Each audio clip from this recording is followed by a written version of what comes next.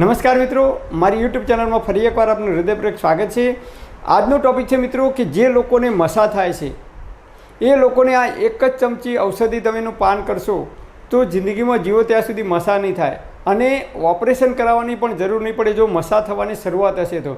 જી હા મિત્રો, મેં આ પ્રયોગ એક વ્યક્તિ ઉપર કર્યો અને એમને ખૂબ સફળતા મળી, એમને મસા બિલકુલ મટી ગયા। પછી મેં બીજા વ્યક્તિને આનો પ્રયોગ બતાવ્યો, ત્રીજાને બતાવ્યો, આમ મેં લગભગ 13 થી 14 વ્યક્તિ ઉપર આનો પ્રયોગ કર્યો, એટલે કે એમને મેં આ પ્રયોગ બતાવ્યો અને એમને ખૂબ સફળતા મળી।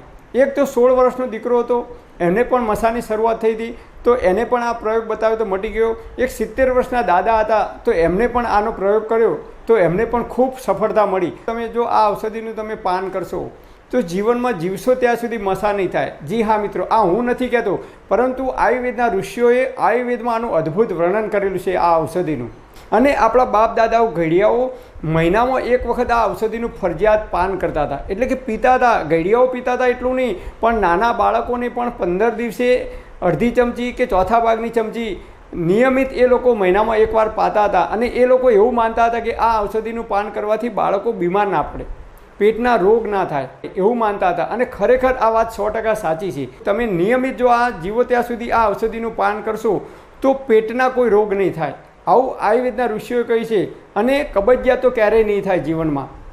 અને પેટમાં જે લોકોને ગેસ થાય છે, એસિડિટી થાય છે, અપચો થાય છે, અજીર્ણ થાય છે, પેટ ભારે ભારે લાગે છે, પેટમાં પાચન થતું નથી, કબજિયાત થાય છે, મળ ત્યાગ કરવામાં ખૂબ ટાઈમ લાગે છે, ખૂબ તાકાત કરવી પડે છે મળ ત્યાગ કરતી વખતે, તો એ તમામ પ્રકારની સમસ્યાની અંદર આ જે ઔષધિ છે એ રામબાણ સાબિત થઈ ચૂકી છે। કેટલાય લોકોએ આનું પાન કર્યું છે અને અદ્ભુત રિઝલ્ટ મળ્યું છે, એટલે તમને કહું છું। તો આ ઔષધિનું પાન ક્યારે કરવાનું, કેવી રીતે કરવાનું અને કયા સમયે કરવાનું અને એ વખતે ભોજનમાં કઈ કઈ સાવધાની રાખવાની એ આપણે વિગતવાર ચર્ચા કરીએ। તો આ ઔષધિનું નામ છે દિવેલ। જી હા મિત્રો, તો દિવેલ આપણે બજારમાંથી લાવવાનું નથી કે મેડિકલ સ્ટોરમાંથી લાવવાનું નથી, એ ચોખવટ કરી દઉં પહેલાં। તો દિવેલ ક્યાંથી લાવવાનું છે? તો દિવેલ આપણે લાકડાની ઘાણી તમારી આજુબાજુમાં હોય તો લાકડાની ઘાણીનું શુદ્ધ દિવેલ લાવવાનું છે, જેમાં કોઈપણ પ્રકારનું ભેળસેળ કે કેમિકલ વગરનું લાવવાનું છે, તો જ તમને આનું 100% રિઝલ્ટ મળશે। બજારમાં 190 રૂપિયા કે 200 રૂપિયા લીટર જો તમે દિવેલ લાવશો તો કદાચ એ ડુપ્લિકેટ હોઈ શકે, અથવા એમાં પ્રિઝર્વેટિવ નાખેલા હોઈ શકે, કે એની અંદર કોઈ કેમિકલ નાખેલું હોઈ શકે, કે એ રિફાઇન કરેલું હશે, તો એ તમને દિવેલ 100% રિઝલ્ટ નહીં આપે, એ હું તમને ગેરંટી મારીને કહું છું। તો આ લાકડાની ઘાણીનું દિવેલ, શુદ્ધ દિવેલ તમે લાવશો તો 100% તમને અદ્ભુત પરિણામ મળશે। હવે આ ક્યારે પીવાનું છે? તો જ્યારે પણ તમારે દિવેલ પીવાનું હોય એ દિવસે સાંજે 6 વાગે તમારે ભોજન કરી લેવાનું। અને 6 વાગે કેવું ભોજન કરવાનું? તો કે મગની દાળની ખીચડી અને દેશી ગાયનું દૂધ હોય તો દૂધ અને ખીચડીનો જ ખોરાક લેવાનો, એટલે હળવો ખોરાક લેવાનો અને ભૂખ કરતાં થોડું ઓછું ખાવાનું। અને 4 કલાક પછી, એટલે કે 6 વાગે ભોજન કર્યું હોય તો 4 કલાક પછી, એટલે રાત્રે 10 વાગે તમે સૂતી વખતે 1 ગ્લાસ પાણી લેવાનું નોર્મલ, ફ્રીજનું ઠંડુ કે બરફનું પાણી લેવાનું નથી, માટલીનું પાણી તમે લેશો તો ચાલશે। તો 1 ગ્લાસ પાણી લેવાનું, એની અંદર 1 ચમચી શુદ્ધ દિવેલ લાકડાની ઘાણીનું નાખી અને એ ધીમે ધીમે પી જવાનું। પછી તમે 10-15 મિનિટ ઘરમાં ઓટા મારવાના, ચાલવાનું, અને પછી તમે સૂઈ જજો તો 4 વાગે તમારી સીટી વાગી જશે, એટલે કે 4 થી 5 વાગે તમારે તમારું પેટ સાફ કરવા માટે તમારે ઊભું થવું પડશે, તમારે પ્રેશર આવી જ જશે અને તમારું પેટ સાફ થઈ જશે। 6 વાગે કેમ ભોજન કરવાનું અને હળવો ખોરાક કેમ ખાવાનો એ પણ પ્રશ્ન થાય તમને।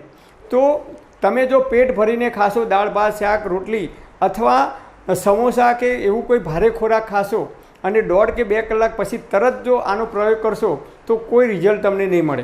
અથવા રાત્રે ભરપેટ ભોજન કરી લીધું હોય અને તમારે આનો પ્રયોગ કરવો હોય તો સવારે 4 વાગે ઉઠી અને 1 ગ્લાસ પાણીની અંદર 1 ચમચી દિવેલ નાખી અને પી જવાનું। તો 16 વર્ષથી ઉપરના લોકો માટે 1 ચમચી દિવેલ ચાલે, અને 8 વર્ષથી ઉપર અને 16 વર્ષથી નાના બાળકો હોય તો એમને અડધી ચમચી દિવેલ અડધા ગ્લાસ પાણીની અંદર આપવાનું છે।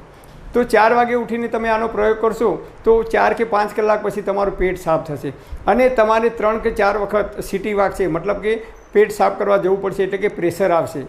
તો એવો દિવસ પસંદ કરવાનો, દાખલા તરીકે શનિવાર હોય તો શનિવારે રાત્રે તમે પીવો, તો રવિવારે રજા હોય તો 4 કે 5 વખત તમારે પેટ સાફ કરવા, એટલે કે સંડાસ જવું પડે, તો રજાનો દિવસ હોય તો આપણને વધારે અનુકૂળતા આવશે. પણ જો તમે મુસાફરી કરવાના હોય કે ઓફિસમાં જવાના હોય તો કદાચ તમને મિટિંગમાં કે એવું અનુકૂળતા નહીં આવે. તો એ વાતનું પણ ખાસ આપણે ધ્યાન રાખવાનું છે.